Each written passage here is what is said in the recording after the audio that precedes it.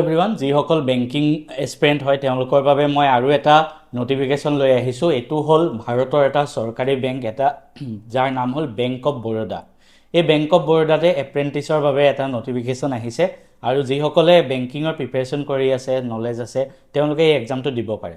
পোনপ্ৰথমে কৈ থওঁ, ইয়াত টোটেল 5,000মান ভেকেঞ্চি আহিছে, কিন্তু আমাৰ অসমৰ বাবেহে আমাক যিহেতু লাগে, অসমৰ বাবে 29টা ছিট আছে।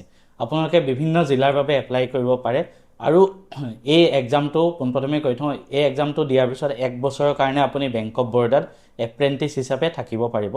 এপ্ৰেণ্টিছ মানে কোনো পাৰ্মানেণ্ট জব নহয়, 1 বছৰৰ কাৰণে আপুনি সেই বেংকটোত কাম কৰিব পাৰিব। তাৰপিছত আপুনি ভাবিব পাৰে যে এই এপ্ৰেণ্টিছ দিয়াৰ পিছত হয়তো মোক জব দিব নেকি, তাতে সেইটোও নিদিয়ে। আপুনি জাষ্ট 1 বছৰ যাত এক্সপিৰিয়েঞ্চৰ বাবে তাত কৰিব পাৰে। আৰু বিভিন্ন জিলাৰ বাবে আপুনি এপ্লাই কৰিব পাৰে, গোটেইকেইখন জিলাৰ মই আপোনালোকক দি দিম। আৰু ইয়াৰ বাবে আপোনালোকৰ মিনিমাম এডুকেশ্যন কোৱালিফিকেশ্যন হ'ব গ্ৰেজুৱেশ্যন, আৰু আপোনাৰ যদি 10 বা 12ত অসমীয়া ছাবজেক্টটো নাথাকে তেনেকুৱা হ'লে আপোনাৰ অসমীয়া এটা টেষ্টটো দিব লাগিব। অসমীয়া, বড়ো, বেংগলী যিকোনো এটা হ'লেই হ'ল, ঠিক আছে। নাথাকিলে টেষ্ট দিব লাগিব।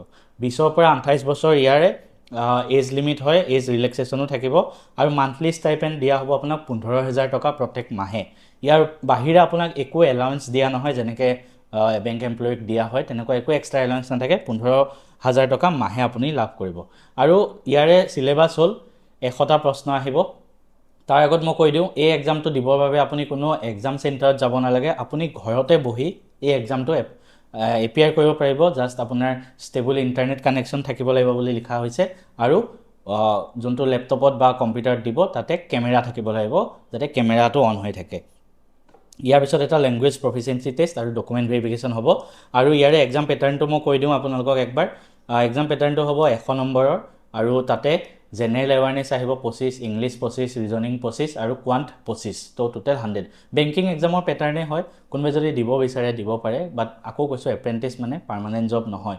মই আজিলৈকে এইটো এক্সাম দি পোৱা নাই। কাৰোবাৰ যদি প্ৰেক্টিছৰ বাবে দিব মন আছে তেন্তে দিব পাৰে, কিন্তু এই এক্সামটোৰ পিছত ইমান এটা লাভ নহ'ব আপোনাৰ পিছত। এনেই যদি মানে প্ৰেক্টিছৰ বাবে দিব বিচাৰে যে মই কিমানটো লেভেলত আছোঁ, অসমত যিহেতু চব ল'ৰা ছোৱালীয়ে দিব বেংকিং এক্সপিৰিয়েঞ্চ, আপুনি গম পাব আপুনি সিহঁতৰ মাজত কিমানটো লেভেলত আছে। ইয়াত যদি চিলেকশ্যন হয় আপোনাৰ এটা কনফিডেণ্ট আহিব, তো সেইবাবে এই এক্সামটো দিব পাৰে।